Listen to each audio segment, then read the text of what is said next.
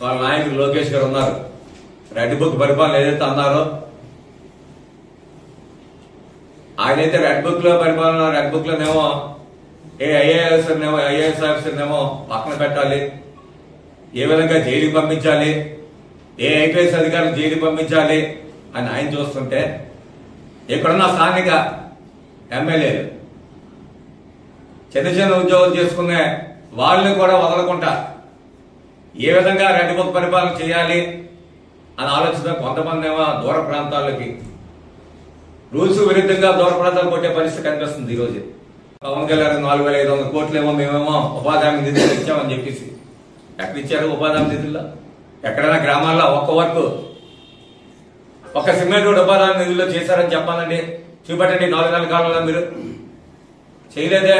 మరి ఏం చేశారు? డబ్బంతా గ్రామ సభలు పెట్టాము, గిరిగిస్ బుక్ రికార్డు వచ్చిందని చెప్పి గ్రామ సభ దేన్ని పెట్టారు?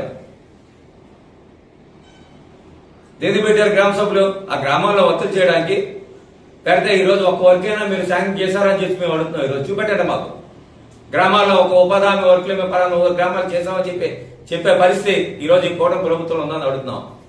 ఇంకా ముఖ్యంగా వాళ్ళెంతో గొప్పగా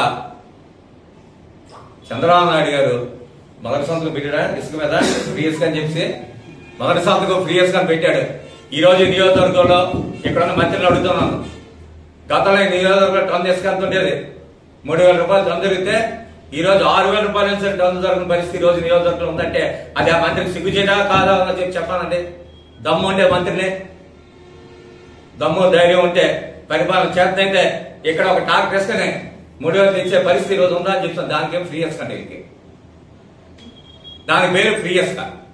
6,000 రూపాయలు 8,000 రూపాయలు ఈరోజు టన్ ఇసుక దొరుకుతుంటే ఈరోజు సామాన్య ప్రజానీకం ఏ విధంగా ఇల్లు కట్టుకుంటారో ఒకసారి చెప్పాలండి, ఏ విధంగా పనులు చేస్తారో చెప్పాలండి.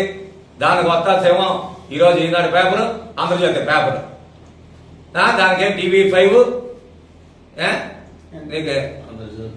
ఆంధ్రజ్యోతి ఏది ఫ్రీ ఇసుకే ఈ వత్తాసులకి ఛాలెంజ్ చేస్తున్నారు. ఆ ఇల్లుగా ఈనాడు విలేకరులు ఇల్లు ఒక డాక్టర్ ఇసుక ఇస్తామండి, ఆంధ్రజ్యోతి విలేకరు డాక్టర్ ఇసుక ఇస్తాం దమ్ముంటే లేని పరిస్థితి. ఈరోజు గతంలో 3,000 దొరికిన ఇసుక ఈ రోజు ఈ నియోజకవర్గంలో సుమారు 6,000 నుంచి 7,000 దొరుకుతుందంటే ఇక దీనికి అంతకంటే ఉదాహరణ ఏంటో చెప్పాలండి.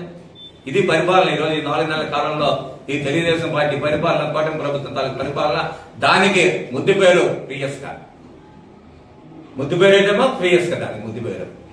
కానీ ఈ విధమైన పరిపాలన ఈ రాష్ట్రంలో జరుగుతుంటే ఇంకా ప్రజలు ఏ విధంగా ఎర్రగొండ మంగళ ఉదయం గ్రామాలకు వెళ్ళమని చెప్తారు. మేం కాదు, మేము వెళ్ళవసరం, మేము ఎక్కడ కూర్చుంటే గ్రామాలకు తెలుగుదేశం పార్టీ తిరగమని చెప్తారు ఇంకా రాబోయే రోజుల్లో.